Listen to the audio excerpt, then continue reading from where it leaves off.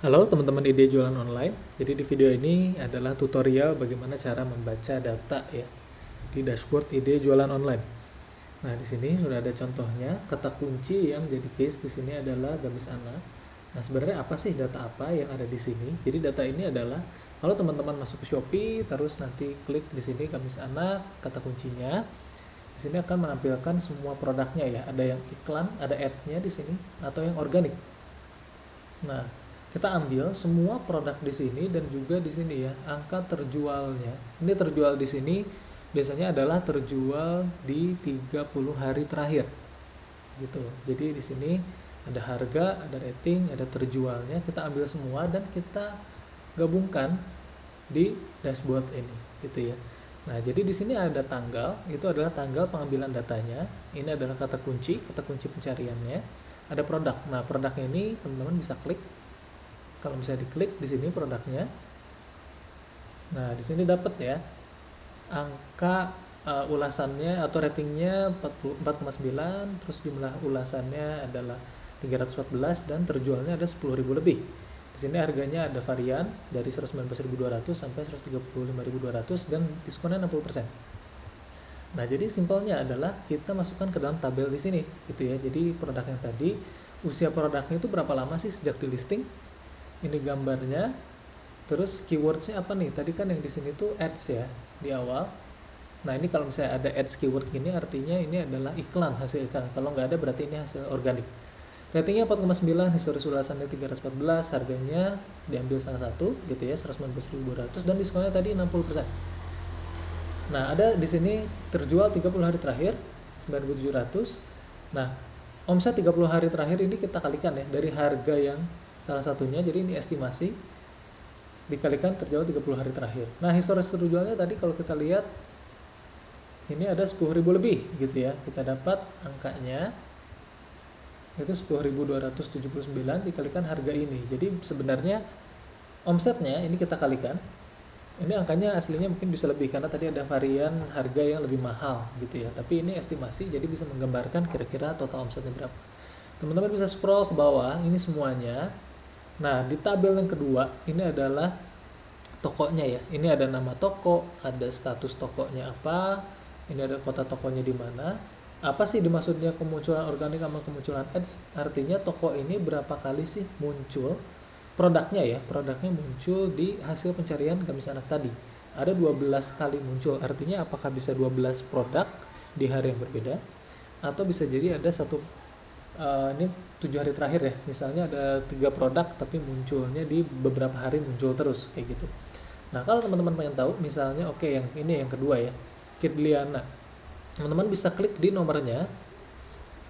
Nah, Kidliana ini sebenarnya yang mana tokonya? Nah, ini ternyata Kidliana ini dari Keizaro Fashion gitu ya, muncul organik satu kali, kotanya di Jakarta Barat. Jadi kalau kita klik di sini, nah di sini ada tokonya kan Keizaro Fashion ya gitu ya. Jadi teman-teman bisa filter gitu ya. Ini adalah Keizaro Fashion. Ini bisa diklik juga tokonya kalau misalnya teman-teman mau lihat. Oke, ini masuk nanti Keizaro Fashion. Oke, masih loading. Kita sambil cari lagi ya. Kalau misalnya teman-teman filter di sini.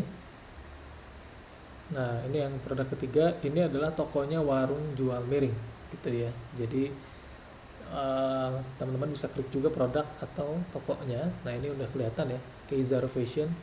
Ini tokonya. Gitu, ini masih loading. Teman-teman nanti bisa klik langsung ya dari sini. Oke, nah ini untuk yang page pertama. Jadi teman-teman bisa melihat summary-nya ya semuanya dan juga angka historis terjualnya itu angka detailnya berapa. Ya, teman-teman nanti bisa difilter tanggalnya. Kalau misalnya mau ganti misalnya hanya tanggal 22 gitu ya. Ini tinggal diklik aja. Nanti akan muncul hasil pencarian di tanggal 22 gitu. Kata kunci, kalau teman-teman langganan kata kunci lebih dari satu akan muncul di sini.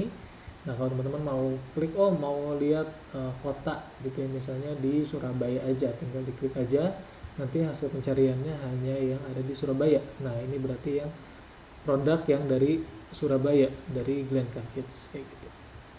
Oke, itu untuk page yang pertama. Yang kedua adalah trending product.